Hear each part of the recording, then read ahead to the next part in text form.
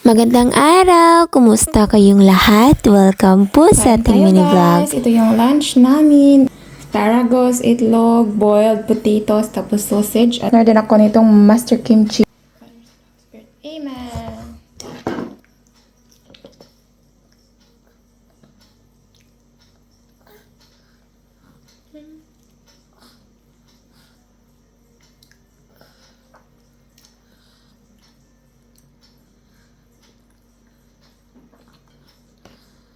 Masarap din siya i-partner dito sa itlog, guys. Akala ko sa mangga lang siya masarap i-partner. Pwede din pala siya sa itlog. Yung boiled egg. Masarap din pala siya. Mommy wants to clean the house because our house is so messy. You want it? Yummy, yeah? So yum. Yum, yum, yum, yum. Asparagus is so yummy. Pagkatapos nga namin nag-lunch, 11:30, nakita ko yung father-in-law ko na dumating na sa bahay galing sa market. So nagulat ako kasi mostly dumadating siya mga around 3 p.m. So sabi ko, wala, ito na yung chance ko para makapaglinis.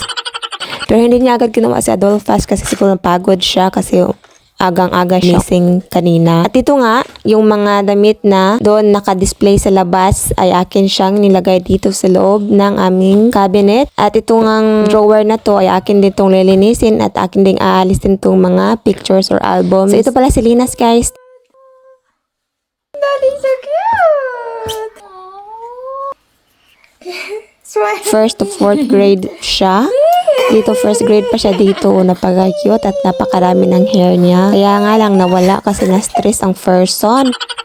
At ito nga din yung wedding album namin. At dito nga aking ililipat ang mga shoes ni Adolphus kasi yung open na display or open na place ay akin ilalagay ang mga educational na toys ni Adomas kasi para easy lang niya mahanap sa ball siya kumbaga. Alam nyo ba na napakadaming bagong toys ni Adam ngayon? Itong si Linas nga kahit mga butas-butas na yung ilang brief niya, hindi pa rin siya bumibili ng bago kasi mas priority daw niya itong mga toys. Adam. Pero okay lang kasi kailangan niya naman daw yun. So yun, nagtupi na nga rin ako. At habang nagtutupi nga, kumakain ako ng chocolate kasi naboboard talaga ako kapag nagtutupi ako. Mas prefer ko pa nga tumayo at gumawa ng ibang mga bagay kaysa sa umupo at magtupi. Pero ano nga namang choice natin kundi tupiin to. Sa dalawang box na to, hiniwalay ko lang yung mga brief, mittens, yung hat for cold season, at saka yung mga socks. So itong box na nilagay ko sa loob ng cabinet ay mga socks ito. At yung isa naman doon ko lang nilagay malapit sa bintana. Tapos nilinis ko na nga din tong salamin namin. Hindi ko nga ito araw-araw malilinis. Kaya nga palagi itong madumi kasi palagi siyang hinahawakan ni Adolphus. Ganda tingnan kapag malinis yung salamin. At yung weather nga namin today ay makulimlim na naman kaya hindi na naman kami nakalabas.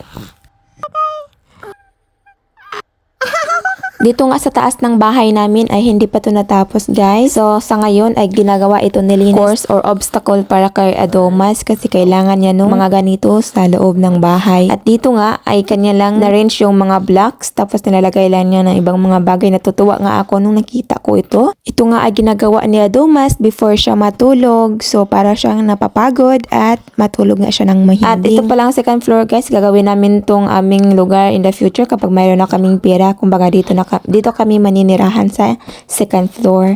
Yan lang muna for today's mini vlog. Thank you for watching.